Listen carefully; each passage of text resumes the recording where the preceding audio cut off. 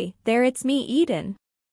If you are new to the channel, then please subscribe to my channel and visit my Patreon page for early access. Link in the comment, thanks. I was wrenched from this reverie by Anita suddenly opening the door. She had a towel wrapped around her head, and another around her chest, barely reaching low enough to cover her modesty. "Oh hi," she said brightly, but slightly nervously. "How are you getting on?" Swallowing to find my voice, I replied, "Fine." "Good," she replied. "I'm going to get changed in the bathroom if you don't mind." I shrugged. The idea of her changing into an outfit such as the one I was wearing, right in front of me, appealed beyond imagination, but that was not a proper thought to put into words. "Okay, see you in a minute," I managed to say. She smiled sweetly and disappeared once again. My conviction that any humiliation I could inflict on myself in terms of tennis wear would be matched by gratification of seeing Anita in the same intensified. Also, I reasoned, I had had these knickers with the love heart on for nearly 24 hours. They would hardly be considered fresh, even by the standards of the average 15-year-old boy. Gritting my teeth, I savagely pulled the old knickers off and pulled the new ones on. I felt an immediate sense of relief, not from anything else, but from the lack of elastic holding power that the discarded knickers had been exercising for so long. The soft cotton of the tennis panties was gentle and almost welcoming in comparison. Feeling relatively pleased with myself, I sat myself down on the makeup stool by the dressing table and waited for the erotic pulse that would accompany Anita's entry into the room in a similar outfit to mine. I waited and waited. I looked into the mirror and saw my face without makeup for the first time for at least a day. I looked clean and relaxed. The hair from the wig hung femininely, but naturally around my face. My chest jutted out jauntily, but not ridiculously in front of me. I looked enough of a girl to ensure I did not excite undue comment, but not so ridiculously feminine as to feel tardy. I was the quintessential girl next door. The thought made me smile briefly, while I waited in anticipation for Anita's appearance. The wait went on forever, and yet suddenly the door opened. I held my breath ready for the erotic delight of her entry in a tiny skirt, tight top, and dizzily feminine knickers. And there she was. "Right, I'm ready," she said breezily. My jaw dropped in surprise. There stood Anita in the doorway, wearing a baggy long-sleeved t-shirt and a pair of tracksuit bottoms. She was as beautiful as ever, but a stark contrast both to the figure in my fantasy and my own predicament.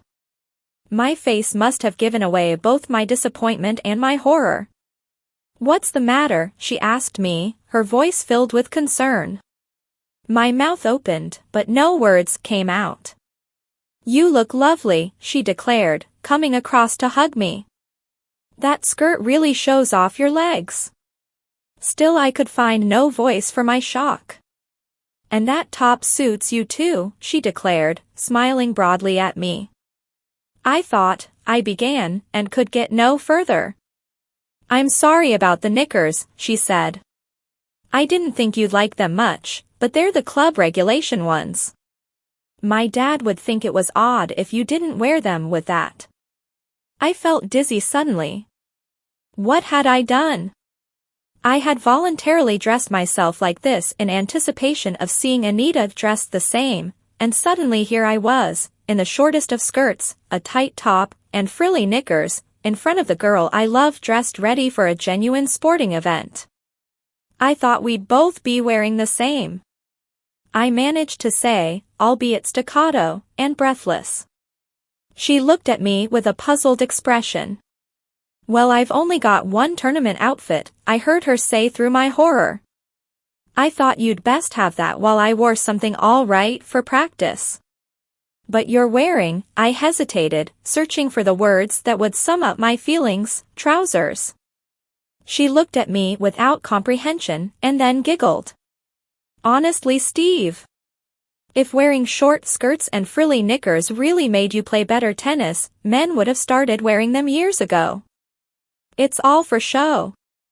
I always wear this sort of thing for practice. It makes it so much easier to move around and really work out. I was flabbergasted. Then why am I wearing this? I demanded. She looked at me sideways, as if trying to fathom the meaning behind my remark. She shrugged. Well, I just thought you'd want to look the part. I was outraged. You've tricked me into this. I hissed. You get to wear the practical things, while I have to wear this. Anita looked worried. It wasn't a trick, she said. You're supposed to be practicing wearing a skirt, remember? It was your idea. I turned my back on her and folded my arms across my chest, squashing the boobs. Well, I feel as if I've been tricked. I managed to say eventually. Well, I didn't mean to, we could swap if you wanted to. I didn't respond. I'm sorry, Steve, she went on. I just thought that as you wanted to get as much practice wearing a skirt as possible, and there was only one skirt, then you'd probably want to have it. Want it? I echoed disbelievingly. Yes.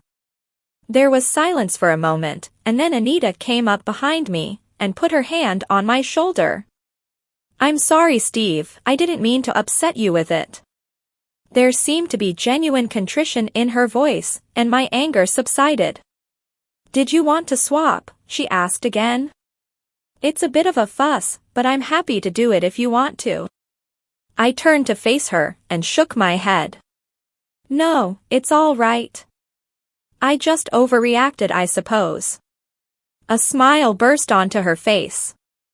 That's okay, and it does suit you, she added.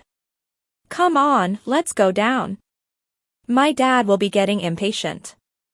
So we went down the stairs. I managed to retrieve my own trainers from the hallway to wear, and we picked up our rackets from the cupboard. Mr. Robinson, far from being impatient, was not actually ready yet. He eventually came down the stairs wearing a simple shirt and a pair of white shorts. Are you ready then, girls? Let's get going. We went out onto the drive, and Anita and I climbed into the back seat of the car. I sat down hesitantly. There appeared no way that I could be ladylike in a skirt this short. I tugged at it the best I could once I was sitting to try and cover my modesty, while Anita looked on smiling. We did up our seatbelts, and we were off. It was a bright enough day, with a few fluffy white clouds idly moving across the sky. Mr. Robinson drove us out of the east side of town, and to the tennis club. There were several cars in the car park, all large and ostentatious, much as I imagined the cars of members of the tennis club would be. To add to my embarrassment, Mr. Robinson decided to act the gentleman and hold the door of the car open for me. Wearing a skirt as short as mine made this a humiliating moment, as I tried to keep my legs together to ease myself out of the car. Neither Anita nor he seemed to notice my agony as I stood, and as quickly as I could brushed the skirt back into place. We walked into the clubhouse. It appeared that Anita had a court booked regularly for Saturday morning, as did her father. We announced our arrival, and he went off through the men's locker room. This way, Sarah, Anita said brightly, motioning me to follow her in the opposite direction. The courts are through here. So it was that I walked through the ladies' changing room. I wondered for a moment why we hadn't changed here, as others appeared to do. Once we entered the room, however, I was grateful that we hadn't. There were 3 or 4 women in there in various stages of undress, and I tried my best not to look. Thank God Anita had had the foresight to allow me to dress at home. We walked right through the room and out onto the courts. Ours was number 7. I followed Anita along the wire mesh fencing until the appropriate gate, and we walked out onto the court. I had absolutely no idea how difficult it was to play dressed like as I was. The skirt was so short that my knickers were on public display unless I stood bolt upright, which was hardly the best position to play tennis in.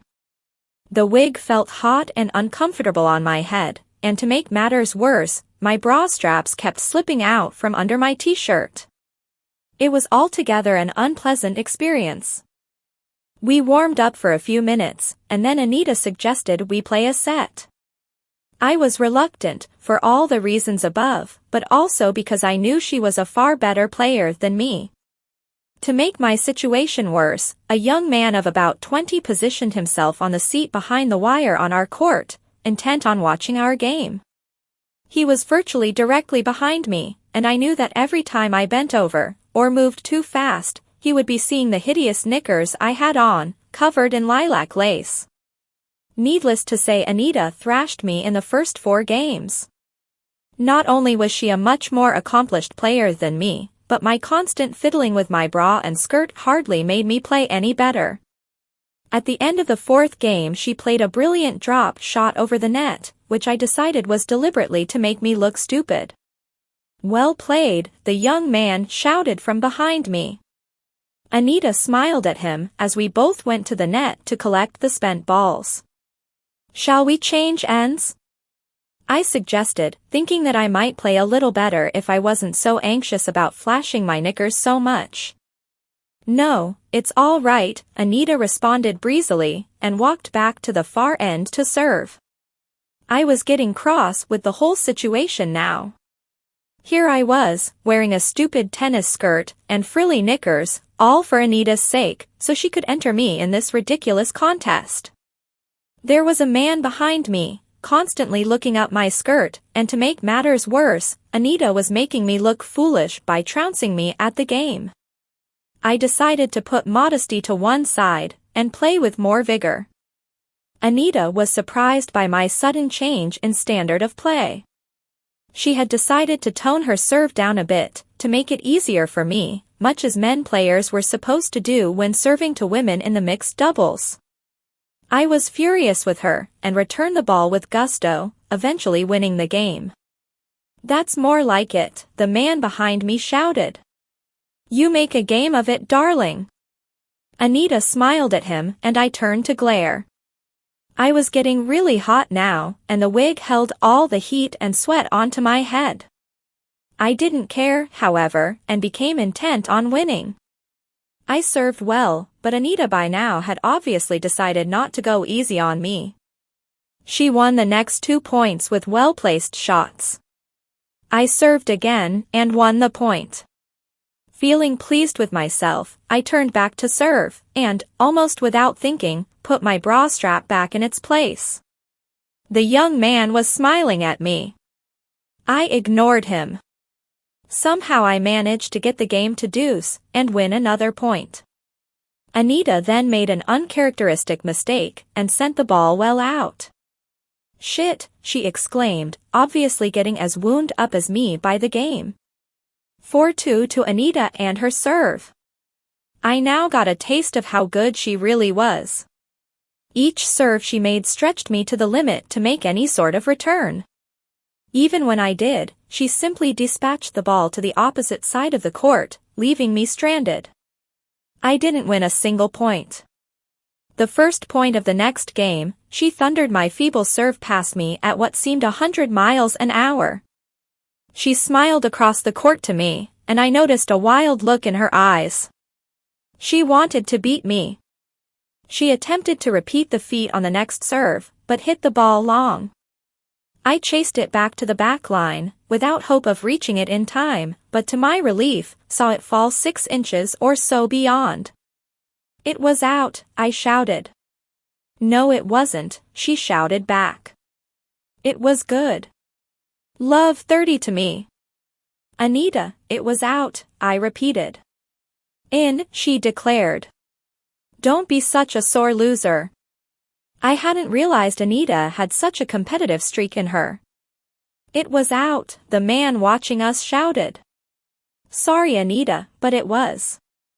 Anita glared at him for a few moments, and then shrugged her shoulders.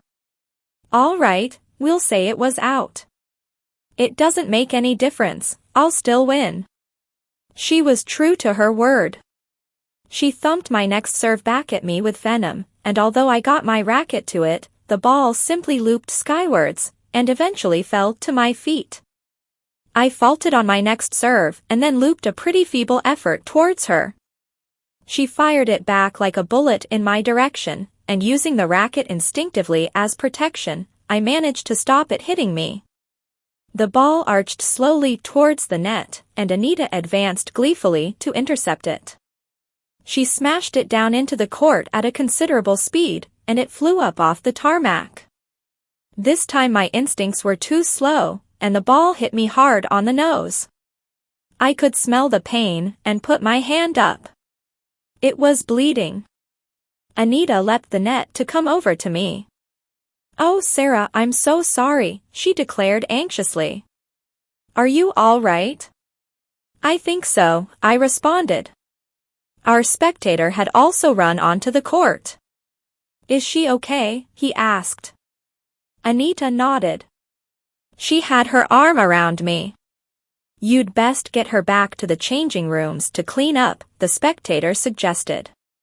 Anita nodded again and led me by the arm out of the court.